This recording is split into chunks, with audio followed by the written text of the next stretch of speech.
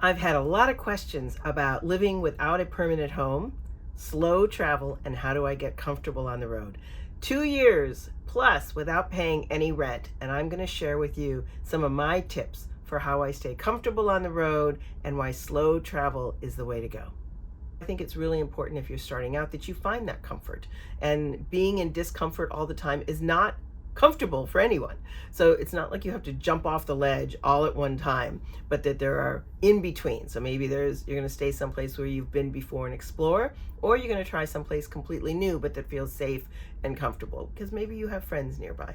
So let's talk about long-term stays. I know we can all be more comfortable in our own home or apartment or whatever we might have, but the advantage of a long-term stay is that it can be budget friendly. I've talked about house sitting on this channel. The deal is that I find house sits for 4 weeks or more, sometimes up to 8 weeks, with and without animals. And I am living in homes that I could not even dream of living in. They're beautiful homes by the ocean or up in the hills or along a beautiful community. So it really gives me an opportunity to settle into a community. So when people say, how do you live without your house, without your stuff? You know what? My stuff that I need and want is with me, and I become part of the community when you're there for 4 to 8 weeks. You can really find ways to connect and make new friends and find different things to do.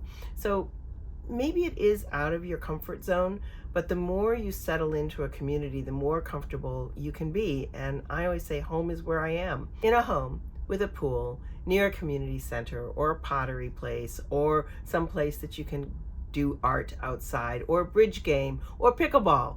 So don't think that leaving your home or even giving it a try is something that you should scratch off your list in retirement.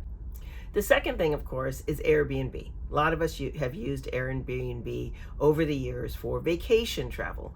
Well, I would encourage you also to look at that as a way to slow travel. Now, yes, it costs money, but there are ways to save.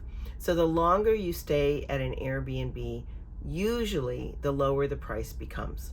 So if you look at Airbnb and do 14 days and go back to the same Airbnb and do 28 days and go back and look up 31 days, you may see a huge variance in the price. And it's really that 30-31 over 30 days that will give you a discount on that stay. And always reach out to the hosts and tell them that you're looking to stay for 2 or 3 months or 6 months.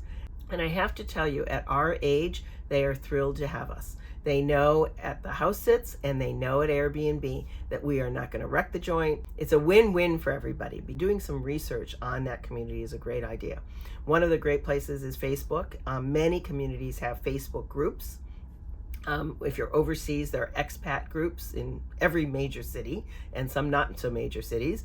And in local communities in the United States or North America, you'll also find Nextdoor or Facebook groups for those communities as well. So I would encourage that you add that to your research. So if you're looking for something to do in a new community, there are a lot of opportunities without spending any money or on a short budget. Lots of museums have entry fees for seniors, so you can either get in less expensively or free on days where the museum is free to the community or opens early. So always look those up if that's something that you enjoy doing. Do you have hobbies that you're doing now?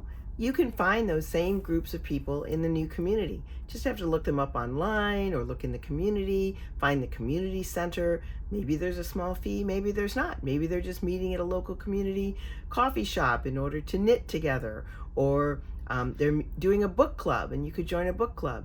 So don't think you need to leave your hobbies behind because you're not at home. You're in your new home and there are people just like you there who are enjoying those same hobbies. Every community that I've had during the summer has free concerts or shows outdoors in the parks. That doesn't cost you anything, and who knows who you're going to sit next to. It's really a lovely opportunity to see the community in action. I always have one of those foldable chairs in the back of the car so I can sit and enjoy the concert in comfort. I also, depending on the home that I'm in, join a gym. I had some hosts who had memberships at clubs and they gave me a week and I bought a month and enjoyed the club there. So there are lots of ways to stay connected and in shape while you're on the road. Community pools are usually free or really inexpensive to join. And I think we're far enough past COVID. I did not find the need to schedule my lane. And they had senior time in the pool, they had lap time in the pool, they had water classes. So it was a great way to, again, meet people and stay in shape. As a suggestion, when I'm in a new community, I also look up on Viator, and there are links below in the description. So tours on Viator in your new community are a great way to learn what's going on. I actually took an electric bike ride through Hollywood. It was so much fun. There were 5 of us. We had a great time and a wonderful tour guide. And I thought $56 for 5 hours of riding around on a bike tour was well worth it.